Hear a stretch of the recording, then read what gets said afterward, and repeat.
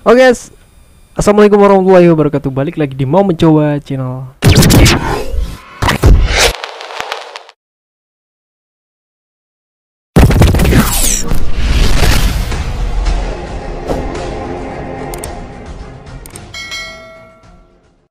Ya, di kesempatan kali ini aku akan kembali membahas soal sakit gusi, bukan gigi ya, tapi gusi yang sedang meradang. Dan di video sebelumnya aku jelasin tentang sakit gigi yang kualamin, sakit gusi yang kualami, yang penyebabnya itu adalah tumbuhnya gigi bungsu yang ada di bagian gigi bawah, bagian bawah sebelah sini ya. Seperti itu. Nah, teman-teman bisa lihat ini adalah hari ke-5 dan dalam kondisi yang sedang dalam proses penyembuhan. Nah, kronologisnya di sini ada beberapa poin yang nanti akan aku ceritakan ya. Di video sebelumnya aku ceritakan itu adalah 2 hari aku mengalami sakit gusi karena tumbuhnya gigi bungsu tersebut. Dan tindakan emergensi yang kulakukan karena memang kemarin masih ada di kampung ya, belum sempat ke dokter, itu aku mengkonsumsi selama 2 hari asam fenamat dan sering kuolesin seperti minyak angin, fresh care ataupun hot cream ya, supaya untuk sebenarnya menenangkan, supaya agak lebih enak. Jadi merasa belum puas dan nyut-nyutnya itu semakin menjadi-jadi, akhirnya ketika pergi ke kota ya, aku segera berangkat atau pergi ke dokter gigi ya. Kebetulan ada salah satu klinik yang tidak terlalu ramai pasiennya, sehingga aku segera cepat ditangani. Dan sebenarnya prosesnya gampang sekali ya. Ketika kita datang ke tempat dokter gigi tersebut, kita langsung ditanya keluhannya apa, kita jelasin kronologisnya, kita sakitnya mulai dari hari apa, kemudian apa yang sudah kita lakukan selama kita mengalami sakit tersebut, kemudian nanti baru dokternya akan periksa ya bagian mulutnya tersebut dengan alat-alat yang mereka punya. Kemarin aku sudah coba diperlihatkan bahwa memang ada terjadi proses gigi bungsu yang sedang tumbuh di bagian mulut bagian bawah, mulut kiri bawah sebelah sini ya. Itu ada proses tumbuh, dan penjelasan dari dokter giginya untuk giginya tumbuhnya normal, gigi bungsunya normal, artinya dia menghadap ke atas, dia tidak miring ke kanan, ke kiri, ke belakang ya. Jadi tumbuhnya benar ke atas ya, menghadapnya ke atas dan lurus ya. Cuman ada bagian belakang yang menabrak gusi paling belakang sini, sehingga itu yang menyebabkan peradangan, sehingga itu yang menyebabkan nyeri dan sampai radang ya.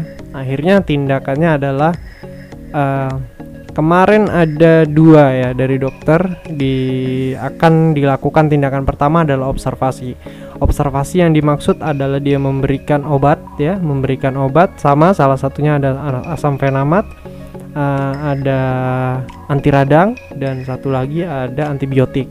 Jadi 3 obat yang dia kasih, plus tambahan bisa dibeli di apotik itu obat kumur ya, untuk menghilangkan bakteri dan juga untuk meredakan nyut-nyut juga ya. Itu bisa dibeli, sama vitamin.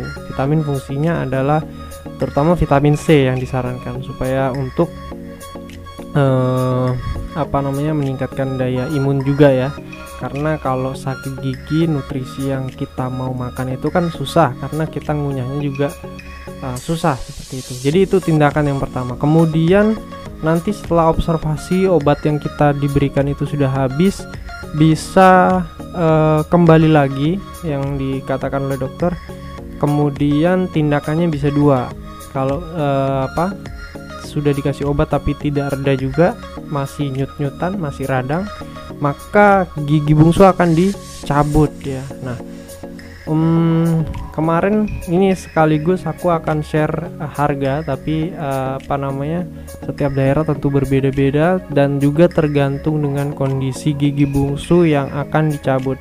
Nah, untuk gigi bungsu yang terlihat itu bisa dikatakan dia non bedah. Artinya kalau seperti punya saya ini dia non bedah ya, karena gigi bungsunya tuh kelihatan cuman setengah bagian yang dia tertutupi oleh gusi, sehingga itu menyebabkan radang, tapi giginya kelihatan, maka itu dibilang cabut non bedah.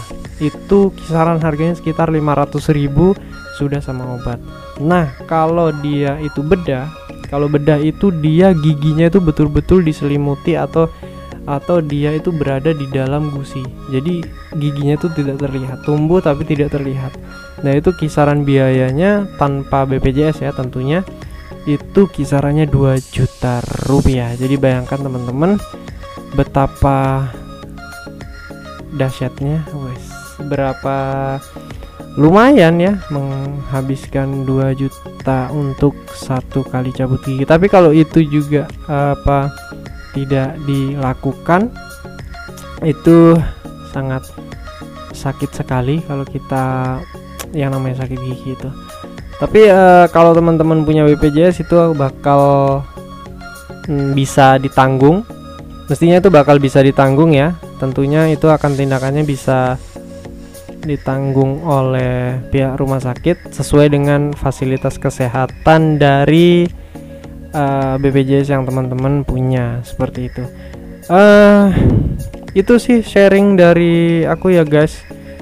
5 hari gigi sakit karena si gigi bungsu tumbuh. Jadi itu sharingnya, dan yang kulakukan sekarang masih dalam proses menghabiskan obat dan observasi. Untuk teman-teman usahakan tetap bisa makan, karena makan itu penting. Kalau seperti kemarin ya, karena selain gigi kita sakit, radang itu bisa juga menyebabkan gejala lain seperti meriang. Meriang itu ya kita bisa demam, kita bisa kalau demam itu panas tinggi, kalau kita telat makan asam lambung naik, bisa menyebabkan kembung, perut kembung, muntah, dan itu yang terjadi kemarin. Jadi saya mengalami muntah yang benar-benar air semua yang keluar ya, kebetulan pas habis minum obat. Makan juga nggak enak, dan ya pokoknya nggak enak lah rasanya. Alhamdulillah ini udah sisa 4, mungkin besok habis ya obatnya. Mudah-mudahan gejalanya udah cukup reda. Kalau masih ada nyut-nyutan, masih tidak perlu sampai minum obat lagi lah, seperti itu. Oke, kayak gitu guys, ini aku kasih sekilas aja obat-obatan yang dikasih sama dokter. Dan mudah-mudahan 2 video yang aku sharing di part sebelumnya dan part ini itu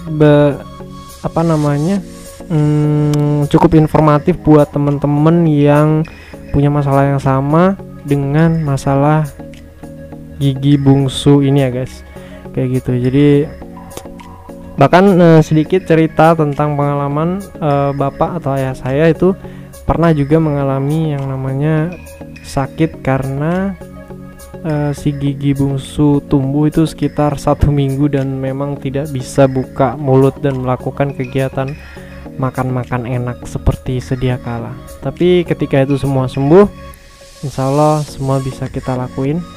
Kita bakal bisa menikmati makanan-makanan yang istimewir ya, seperti itu guys. Dan tentunya setelah itu pola kesehatan kita juga harus kita jaga, terutama gigi ya. Jangan lupa untuk rajin gosok gigi. Biasakan gosok gigi setelah makan, dan bagusnya setelah makan, setelah makan gosok gigi.